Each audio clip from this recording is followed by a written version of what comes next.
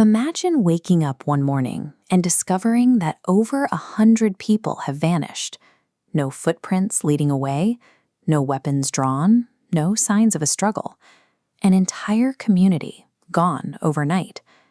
In the summer of 1587, an English expedition of 115 men, women, and children landed on Roanoke Island. They were meant to establish a permanent presence in North America, but almost immediately they faced severe food shortages in an unforgiving landscape.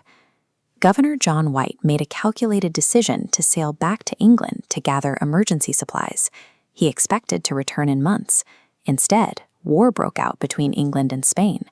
Every available ship was commandeered for the fight, trapping White across the Atlantic for 3 years.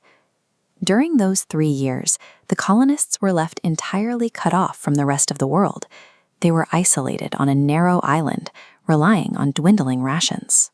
A ticking clock started the moment White's ship disappeared over the horizon, and he had no way to stop it. When White finally returned in 1590, the island was completely silent. The settlement hadn't been burned or ransacked. Instead, the houses had been carefully and methodically taken apart. White's exploration of the site eventually revealed this: the word Croatoan carved squarely into a wooden palisade post. Before leaving, the governor and the settlers had agreed on a contingency plan.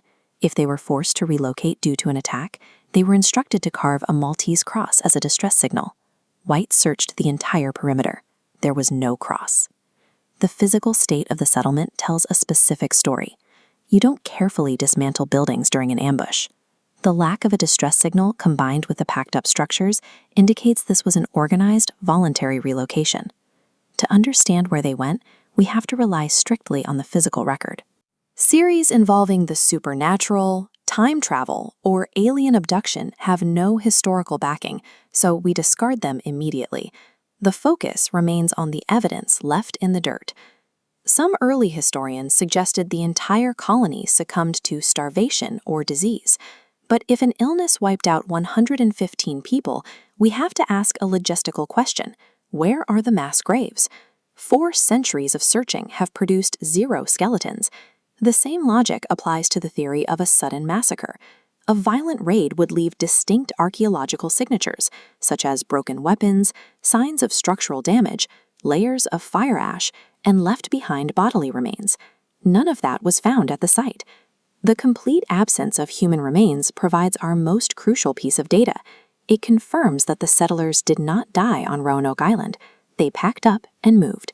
This leaves 2 viable scenarios based on the historical record. The first is that the settlers packed up their homes and headed inland to search for more fertile soil and safer farmland. This map shows the broad coast. Here, a patch of paper hides a symbol for a secret inland fort. Following these branching blue rivers, settlers had a navigable route to transport dismantled homes deep into the mainland. The second and far more accepted scenario points directly to the message left on the post.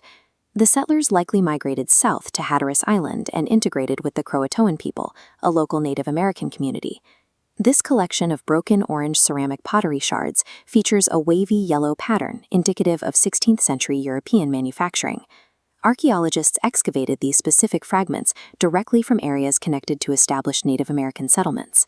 And these rusted metal artifacts, specifically the heavy iron hand tools and long forged nails, tell a deeper story. Finding heavy European infrastructure hardware in these same native dig sites indicates the colonists brought their equipment with them to contribute to their new community.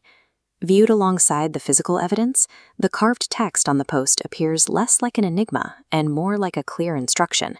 It was a forwarding address. The search for the lost colony didn't end with John White.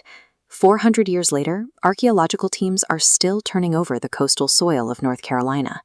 In this photograph, researchers pull a ground-penetrating radar unit across a coastal field. By pairing subsurface imaging with DNA analysis of local populations, scientists are actively hunting for buried structures or genetic lineages tied to the 1587 expedition. While every recovered fragment provides a new data point, the physical record remains fragmented. The evidence is compelling, but it has yet to provide a final answer, leaving the investigation open. Usually, human history leaves a permanent arc. We find battlefields littered with ammunition, diaries detailing daily life, and graves marking the end of it. Roanoke left an absolute void. There is a distinct historical irony to their probable fate.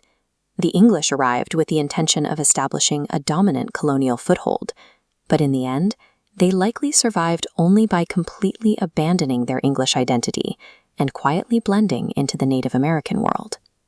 After 4 centuries of searching, America's oldest missing persons case still refuses to close. If you had only a single carved word to guide you, what conclusion would you reach?